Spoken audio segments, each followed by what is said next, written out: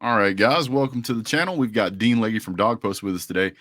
Dean is one of the guys that we go to for kind of the insider info. He's really got his hands into the whole UGA machine. So we like having Dean on. He gives us some great perspective. So Dean, I wanted to kind of get your thoughts on the upcoming G Day, what you see, what you might want to make people aware of, and what we're looking at here. Well, thanks for having me on. Very excited about G Day as it relates to being able to watch something that is seemingly going to be consequential. There's so many G Days through the years have really just not mattered a lot. They're just sort of, oh, this one feels like it's going to matter to some degree. The caveat, I mean, it's going to matter. How much is the question, and that's why that to some degree it comes in. But you've got some spots out there available, most notably at quarterback. And we've seen plenty of Carson Beck, about 170-ish snaps over the last however long it's been. We've not seen a lot of Brock Vandergriff. There's plenty of discussion about Brock having a good last week or so. But it's one practice, and it's an important one, G Day, and I think it will shed light on what's going on. We'll see, but I really am excited about G Day. I almost never say that. Yeah, G Dave has more been a kind of a tradition over the years. You just go to it because it's a spring game and it's fun to do. It's the first little taste of Mhm. football you get, coming out of winter. The practices aren't really open to the general public, so it's kind of the first No, little bit we get. I think they're going to be doing some kind of raising of the flag ceremony for the 2022 banner. Have you heard anything about that? Or I have not, but I would not be shocked by that. I mean, the day, the excuse me, the Saturday after the championship went over TCU, uh, they did it then with the SEC championship. Um, but there were, I don't know how many people were there, probably 45, 60,000 people, something like that. It was a fair amount of people. And it'll be something like that for G Day too because of the construction. But if they do that, I think they should do it as often as possible, personally. I mean, oh, you absolutely. should spike the football as many times as you can. One of the things that I've noticed, it appears whenever the tickets went on sale for G Day, that about half of the stadium is inaccessible, a little less than half, and it all seems to be on the home side. So I don't know what renovations or constructions they have going on. Have you heard anything about that yet?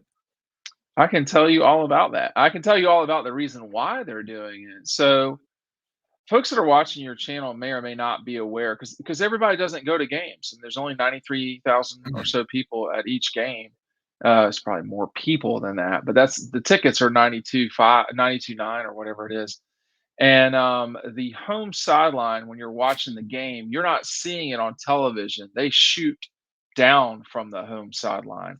So the home sideline is usually in shadows. And what's happening is the upper, first of all, the press box, this is the biggest thing that's happening. The press box, which has been one of the best press conferences in the league in terms of where it sits for a while now, it's being moved over the next 2 years to the upper right hand corner of the stadium, sort of in the sky suites. It's going to be no one will really care about that except the folks in the media, but it will matter because it will open up an area of the stadium and from I don't know 35-yard line to 35-yard line for suites. Well, why does that matter? Well, you're trying to raise money.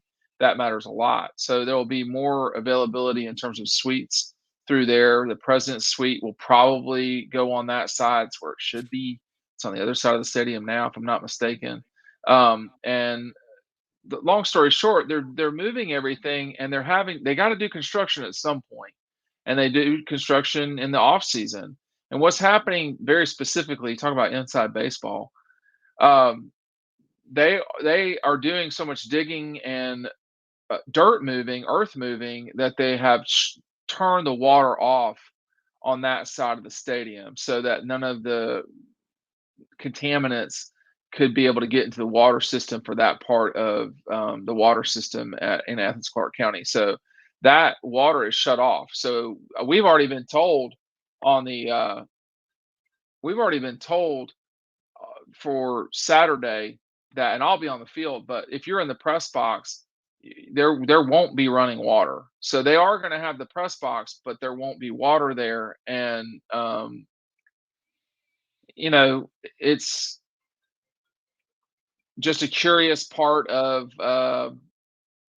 this off season. But it will, at the end of the in 2 years, it will be really nice. But you have to get there, and then this is the time that you do construction. So it was very long winded, but that's why there will be nobody on that side, with the exception of a few reporters. Well, that's certainly the most information that I've heard about it. There's not been a Yeah, lot out there sorry. for it. So Sorry no, for the long explanation. oh, it was necessary. It was needed. So if you're going to G Day, guys, and you need to understand that you're not going to be able, most likely, to enter on that side of the stadium. They're probably going to have everything shut down and boxed off. So go ahead and plan when you're parking and you're tailgating and you're walking. You're not going to go in that side. You're going to have to walk in the other side. Traditionally, I always enter either where the dog walk, right by the dog walk. There's a gate there right across from the library, and on the Right. other side over there on the back side. And typically on that back side, always somebody always parks one of those really cool cars out there that's all decked out in Georgia stuff. So kind of plan on that, guys, and just make The sure other that, thing to remember, Brett, is everybody will be in the sun. I know it's a 4 o'clock kickoff, but yep. because of the home side, everyone will be in the sun. I mean, unless you're in the end zones, so you will be in the sun on Saturday. Yeah, and just so you guys know, typically this time of year, you're going to be looking at a sunset somewhere around about 8 o'clock, which Yeah, the game's going to be going for a while. So it's not like, oh, we're going to get there at the 4, the sun will be down at 5, we'll be good. No, you're going to be in direct sunlight the whole time. So plan yeah. on sunglasses, plan on sunscreen, plan on bringing water, at least up until the point where you go into the stadium. In years past, they've let us come in with water. I don't know what they're going to do this year. Um, I would probably make sure that I would not count on the concession stands for food, because they ran out a couple of times in the past. So I just make sure I was prepared for all walked in, guys. Let's see here. Um, so that's pretty much it for the G Day, with the exception of the ticket sales. It seemed a little weird to me. They waited almost 2 weeks. It's like right at a little over 2 weeks in order to get the tickets up and for sale. I think they went on sale on the third. It seemed a little odd. In years past, it seemed like they came out a month ahead of time. So I don't really know why they did that. Any thoughts on that, Dean? I don't know. They don't. Obviously, I don't work for the university. I cover the team, so I don't know everything. I would say that there are about 50 of the tickets in the stadium at any given moment. About 50,000 of them or so are season tickets, and those people were given the opportunity to buy tickets for $10. I think it was, or $5 each, whatever it was. That was 5. So yeah, so they're just going to essentially give them to the ticket holders that typically have them, and then they released it to the public after that. How many were released to the public? I couldn't say. Considering there's so few tickets versus what a normal game would be, my guess would be the public would only be available to get a few. But I don't, the one of the things that really frustrates people on Dog Post is the ticket, um, and this has changed since I've heard their frustration, but the maneuvering of universities' ticket uh, apparatus is very frustrating to a lot of the people who are subscribers at Dog Post. They get very aggravated with it. I think from what I saw, it looks like it's changed since the national championship game slightly, but I do think there has been frustration for a long time. Now, in Georgia's defense, they're distributing 93,000 tickets 6 times or 7 times a year. And in some cases, plus Florida and then plus whatever neutral site game, plus the bowl games. But this is a pretty big hunk of their revenue. So I would want to get that as readied as possible. But I can't speak to why it took so long to get them out. In the past, Brett, you just went to G Day. I mean, there were no tickets, but Yeah, in the last 2 years, 4 years, yeah, it's 4 years. really 2 years. Yeah. Yeah, it's the last 2 years. They just haven't. I mean, they've charged, which is their prerogative. I mean, they're going to make about 300,000, maybe $500,000 from G Day, and you just in the past you just ate G Day as an Yeah. institution, so that's not great either. But Well, the one maybe thing I will say, they'll more than break even. It seems to me. yeah, the one thing I have noticed in the past is that there seemed like there was a difference in the experience whenever you went after they started charging. It seemed like they had more staff, the concession stands were better stocked. Maybe that's just my opinion, but it seemed like it was a little more effort put into it. And when people were paying the money for a ticket, even if it's only $5, it seemed like it made a little bit of a They difference to me. So, they should always they should realize. I mean, this is. I mean, I have no issue being critical with the university, and I don't mean to be critical here. But anyone who is charging for an event or a service or whatever should certainly understand that there's a level of expectation that things be better when you charge. Georgia, Alabama, there's only so many schools that are going to really be able to get away with charging for spring games because it really is a thank you to fans. But I'm sure that they realize what they've got, and they've got a very wealthy, a very passionate fan base that has expectations. And I don't think those really change on G Day when they go inside Sanford Stadium. It's one of the nicest stadiums I've ever been in, yep. certainly for college. So you want it to always look nice and be nice, and recruits are there too. Well, the other benefit to having the fan base that Georgia has was back whenever Georgia, I think Kirby Smart asked for the money for an indoor training facility. It was like 80 something $1 million or whatever it was, and that money showed up in almost no time. And I was 66. Go ahead. Go ahead. yeah, I was stunned at how fast that money showed up. $66 million for that end zone project. And, you know, uh, if you're not going to spend the money, you're probably not going to really win. And Georgia's spending more on recruiting than anybody, almost by double. And that should pay off. And I think we're seeing that it pays off. Yep. But, you know, the money in college athletics is something I've focused on for a long time. I don't know how much your viewers really want to see or listen to me yabber on about that, but Georgia's about as well positioned as anybody in the country, if not better positioned than anybody in the country, because of their fan base, which is has plenty of disposable income. There's a lot of them. It's in a growing state with a very good economy in that state, and you know these are folks who really care about the job, the dogs. I mean, there's a lot of it is in the blood in Yep. Georgia. I mean, I don't know if you can really say that about. There's not as many Ole Miss folks. There's not as many. There's probably not as many Florida fans as there are Georgia. So, but it's important at Georgia, and I think the spending shows that. I think Georgia's Georgia's well positioned. Excuse me. I think Georgia's well positioned, not just having a great fan base, but also, the NIL continues to be, something you have to deal with. And Georgia's media rights are, nobody competes in the state of Georgia for media attention against the Georgia Bulldogs. The Falcons don't. The Braves Right. do on occasion when you get close to the end of the season. But on a whole, from start to finish, nobody in Georgia competes with the Bulldogs. So So one real quick note on the Braves, which are a big deal in Georgia, but about 70,000 people a night watch the Braves in Atlanta. Okay, 70,000. That's not a lot in the grand scheme of things. Now that beats out almost every other program in Atlanta television. Okay, so 70,000 about households. I may have said that wrong. That beats out almost everybody else. Now, nationally, when Georgia plays, they usually get about 3 to 4 million people on average. Bigger games, obviously, they're getting more than that. And in Atlanta, it blows away. Georgia blows away everything else that's local. We almost never see them play the same times the Falcons do. That just almost never happens.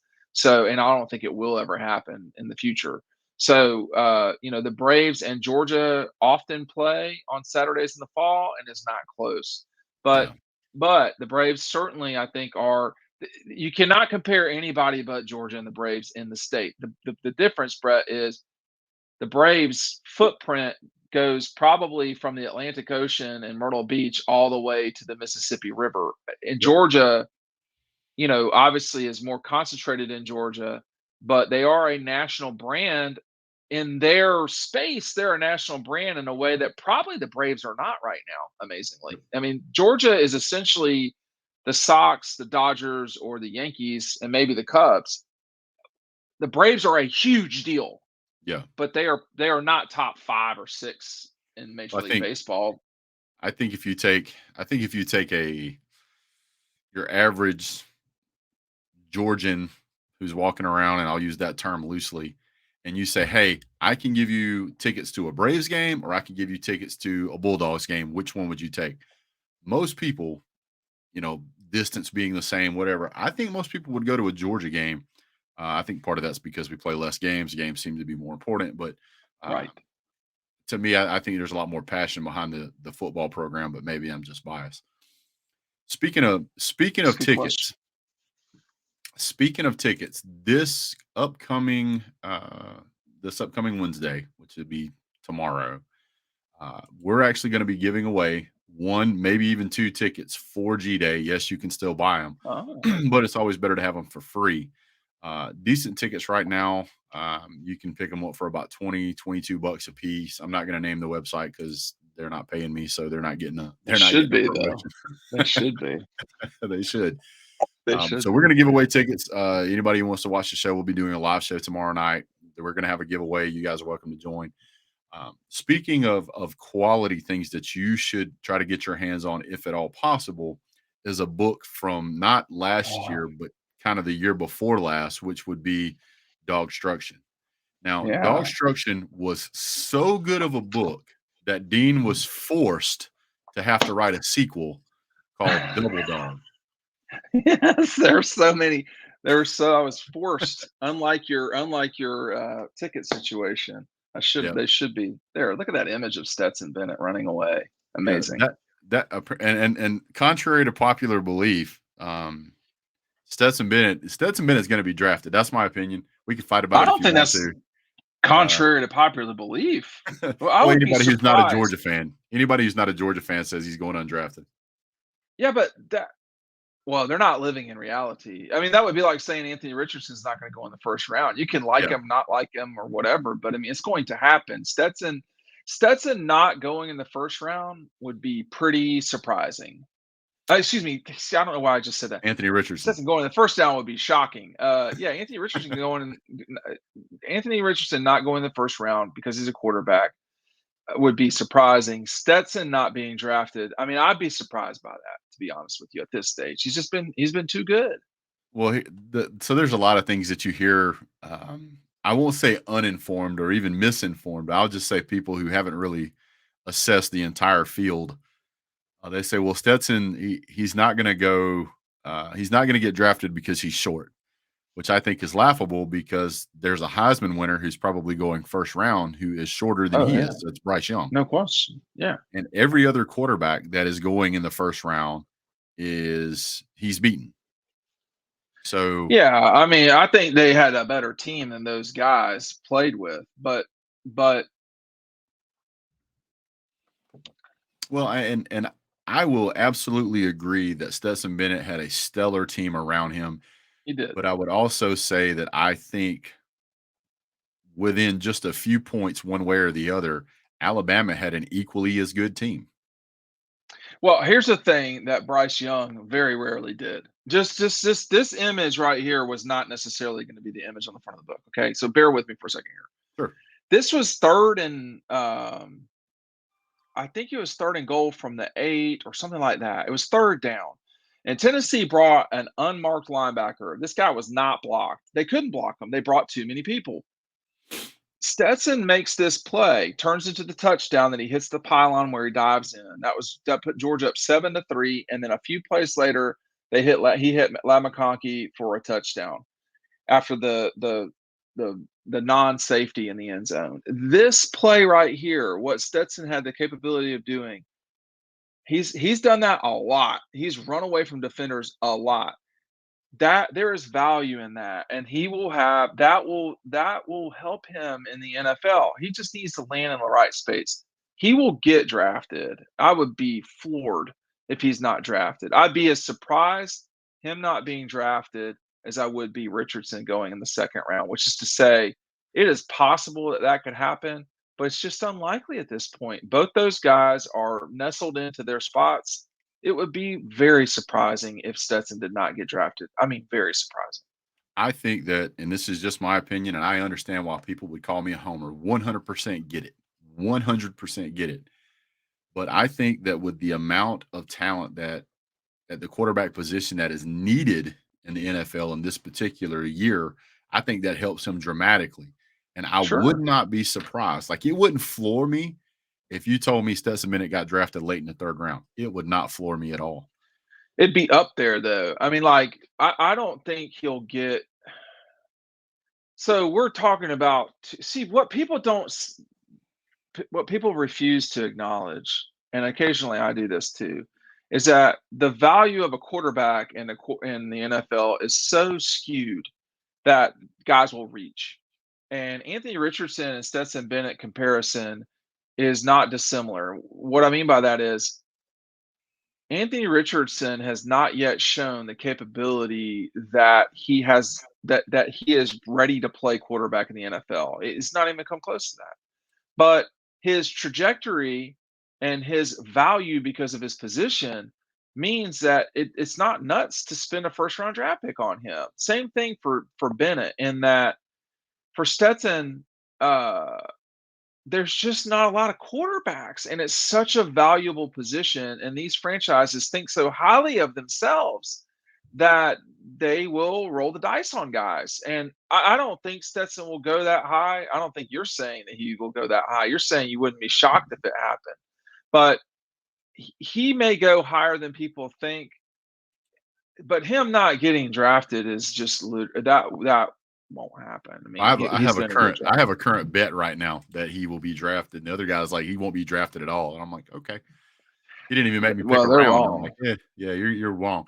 And for those of you who don't know much about Anthony Richardson, because I know we're talking about him, I'm going to give you guys a little update on Anthony Richardson. Anthony Richardson, if you look at his stats, and the stats are the only thing you look at, you would absolutely refuse to pick this guy. You would say he's never even going to play in the XFL or minor leagues. He never had a year where he threw for a higher completion percentage than 59% or Yeah. 60%. He never broke 60%.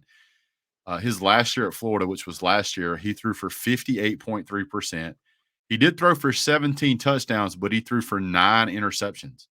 So his stats don't tell the whole tale. If you look at Stetson Bennett stats, his are obviously much better. But Anthony Richardson is going to be an outstanding quarterback in the NFL if he can make the turn. So we'll see what happens. But I think that, yeah. Well, Well, here's the reason why. There's two comments. Okay, first of all, you can't see Keely Ringo back here, but there are three Georgia players that have him virtually wrapped up. Okay, yeah. Keely is back here. You can't see him hardly. That's Warren Brinson and Nazir Stackhouse. He got out of that, and I can't remember if he made a play or not. And I would not draft for Anthony Richardson in the first round, but that's me. Okay. But I understand why people will do it because I've seen him play live on the field. He is huge. His ability to throw a football is very good. The problem is he can't play quarterback. That's the problem. And can you teach someone to play quarterback? That's the question. And I think if he can, oh man, I would understand why you'd take if he could play quarterback, he would be number one overall. He's just not shown that he can do that yet. By the way, he is 6'4" and 230 plus. He's a huge human being, especially at the quarterback position. I'm telling you, man. I get why people say yes. I understand the no, and there's plenty no's, but I understand the yes. I get it. Now, quick transition to two more quarterbacks everybody seems to love to talk about, and that's our favorite Carson Beck and our next favorite Brock Vandergriff. And we could talk about Gunnar Stockton, but I think he's behind the curve on this. I'm not saying he won't start, but I'm saying I give him a very low percentage. My personal opinion is that Kirby Smart and company tend to prefer experience over no experience, even if the experienced player has a lower talent ceiling. I think that's what we saw with Stetson, and Stetson went out there and got it done. Um, but from when I watched Carson play at G Day last year, he looked really good. When I watched Brock Vandergriff play at G Day last year, he looked really good. To me, Carson Beck is more of a traditional pocket passer. I don't think he's uh, an immobile quarterback, but I don't think he's near as mobile as Stetson. I think Brock kind of falls more in that category of a very mobile, athletic quarterback who is still developing his arm, but he does make some pretty passes. But what's your thoughts on that? Yeah, they're both. I mean, there's a reason why they were highly recruited. Saw them both play quite a bit, particularly Vandegrift in high school. There's been plenty of uh, interior or inside discussion that there's a lot of momentum behind Beck, but you can have bad days, and that can adjust the way that people think things are going on. That's why you have 15 practices in the spring. I want to see Vandegrift become consistent. If he can do that, then it would make full sense that he would be the quarterback in the fall because he adds with the running ability, his ability to run really matters a lot. That said, I mean, it seems clear to me, and I guess everybody else, I don't know, that Beck was in the lead coming into this thing. Now, how far a lead and can you be passed? That's a good question. But that's why Saturday is going to matter a lot for perception's sake. Keep in mind that we're seeing, 1 in 15 is about 8%, maybe like 7, 8% of practices. It's not a lot. So it's one day. Now it's an important day. Scrimmages matter a lot. And I think that, Beck did not have as good a scrimmage as Vandegrift did the other day. But what we don't know is what we don't know. We don't see everything that's out there. And in NASCAR, it's one thing to catch the guy. It's another thing to pass him. I think that's a good question coming into this thing is who's actually in the lead and what do they have to do to pass the other person? Um, Vandegrift's ability to run is dynamic. I mean, Stetson could run, but man, Vandegrift, I think you could run with him even more often than you did with Stetson just because of his body type. He really can run. But he's not as consistent as you'd like throwing the ball if you just watch him, during warmups and stuff like that. That's the problem, I think, is, and we don't know with either of these two guys. We've had a very limited pool of information on can they play quarterback in the SEC because Carson, we've seen play a lot. Handoff, some throws. When he threw, I mean, he's something like 27 to 34, whatever it was. I mean, it's a pretty high percentage. And the way he played against Vanderbilt, people say, oh, it's Vanderbilt. Well, I mean, you can play bad against Vanderbilt Yeah, too. you can play bad. Um, I mean, he looked good. And Yeah, he threw for the season, he threw 26 for 35 and he okay. threw for 74.3% completion percentage, which is And really that's good. high. Yeah. So I think that's the issue with Brock is, hey, has the quote light turned on? I don't know the answer to that, and I don't know the characterization. I would say this: I don't want a quarterback where the lights turned on. I want a quarterback where they can land the plane. Like this isn't Yeah. just one instant and a thing is happening. Like I want to be able to land it, take off, land it, take off. We don't need any wrecks. We need crashes. We need someone who has the capability to function. And both those guys, are going to be good quarterbacks. But I mean, I think Carson must have had a bad performance this past week because people are talking a lot about Vandergrift having good, and it's possible they both one had a bad day while the other one had a good one, and then people are like, oh, I'm going to be a prisoner of the moment.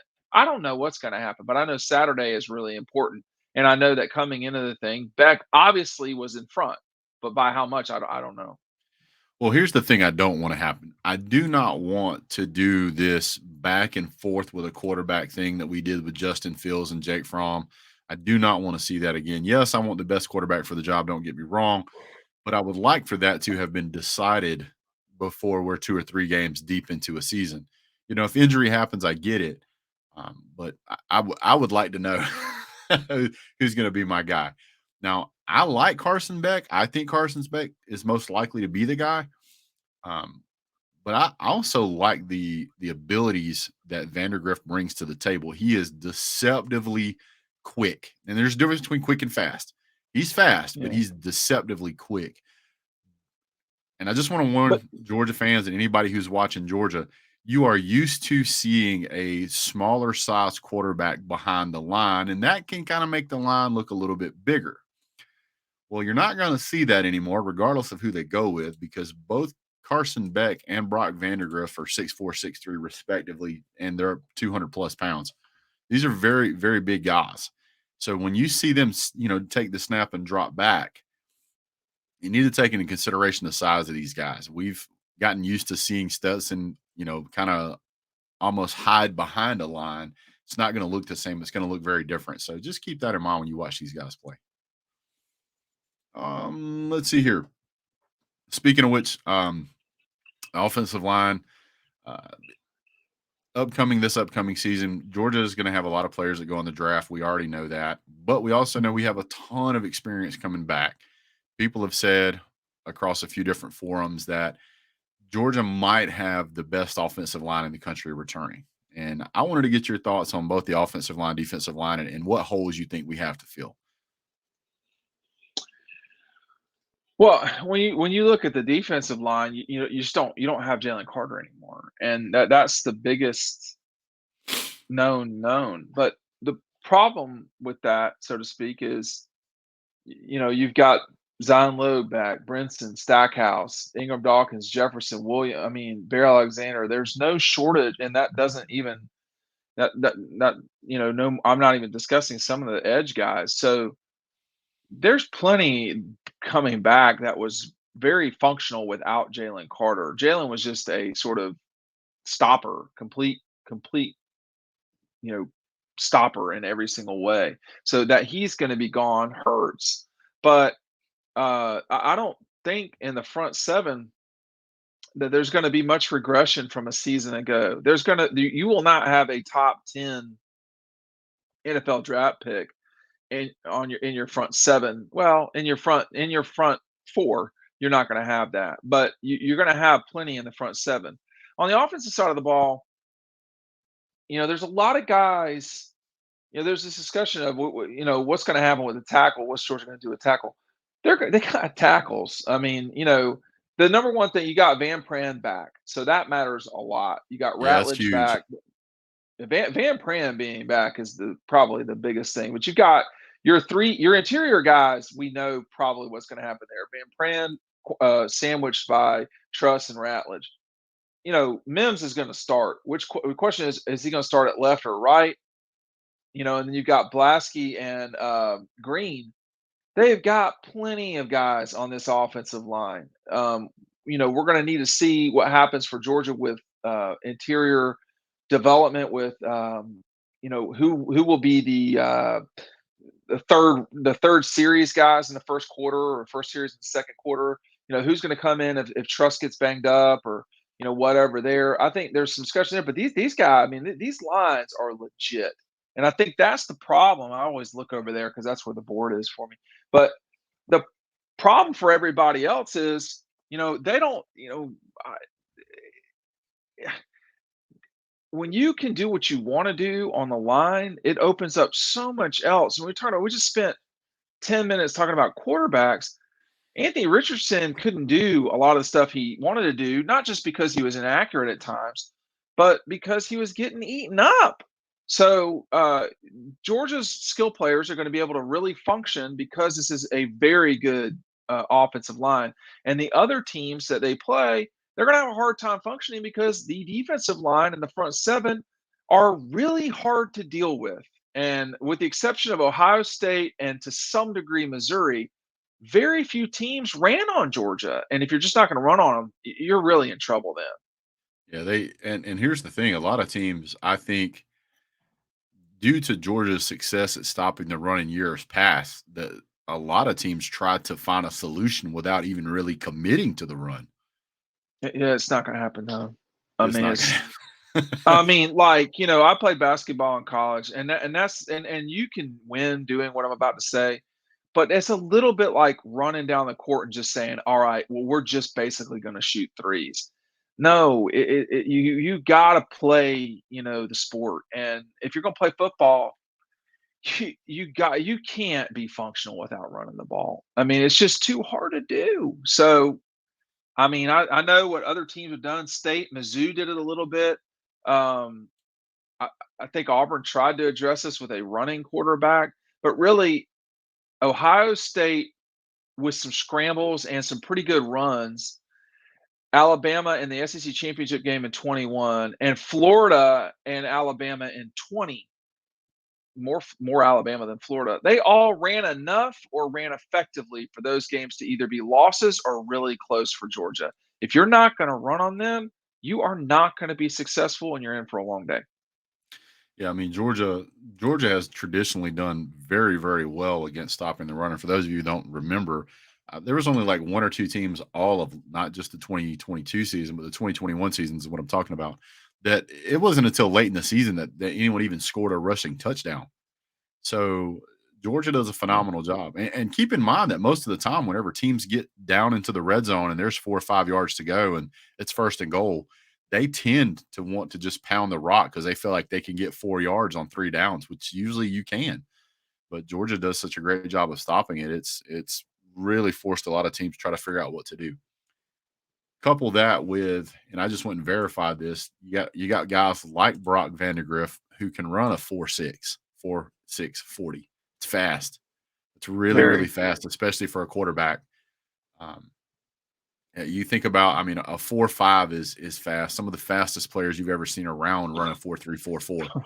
So he's two 4.7 tenths of a is second. fast. Yeah, 4.7's fast. So when you see a 4.6, and by the way, he was running like I think it was a 4.40 in the shuttle. I mean, the guy has wheels. So Oh no, that guy is as gifted an athlete as there is at Georgia.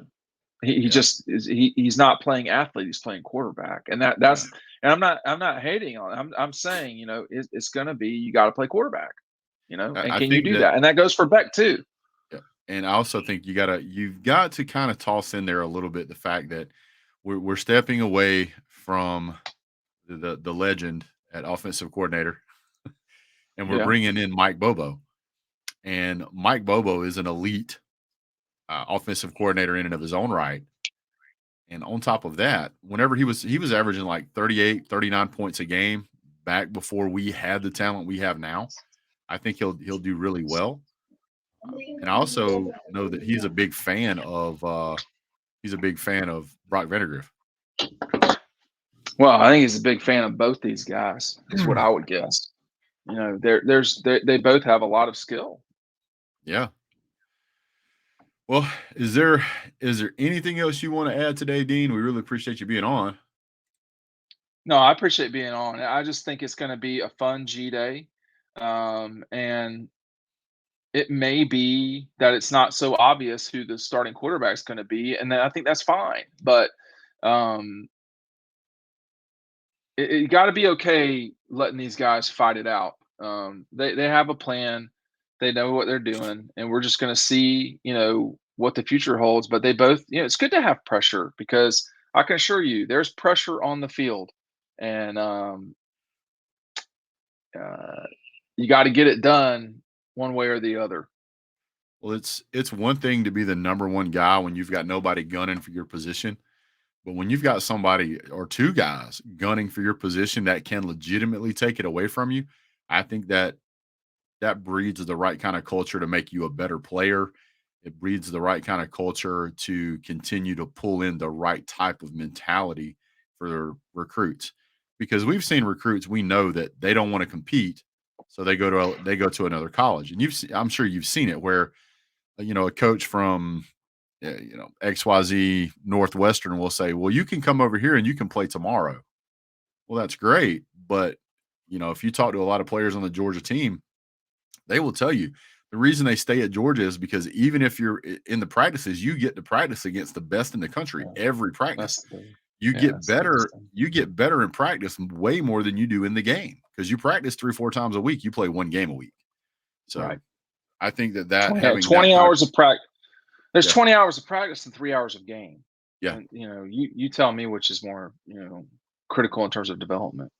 So yeah, when I hear those players talk about things like that, I'm like, yeah, Kirby's got the mentality in the right place. So all right, guys, one more time. I want to make sure you guys know that you can go over to Dog Post and you can pick up Double Dogs. You can order it today. You can get both books today. If you don't have them, you can get them. I know at one point you had some that were signed by Stetson Bennett. Do you still have any of I those do. left? I actually do still have some of those. This one right here. Yeah, I've got one signed by Stetson right here, and then there's Keeley. I just got these in the other day. Um, so they're both available. Get them while they last, because I can assure you, I didn't get a bunch of them. Yep. I didn't get a All right, bunch of guys. them.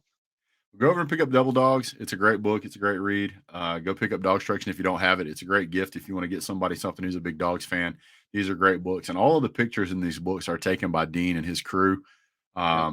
And there's also there's stuff in these books that you won't find, you can't get anywhere else. So if you like the inside track, go check these books out. They're great. I have them and I love them. So I appreciate you guys for tuning in, and we really appreciate Dean for being here. We'll talk to you guys soon. You guys have a great day. See you at G Day if you're there. God bless. Go Dog.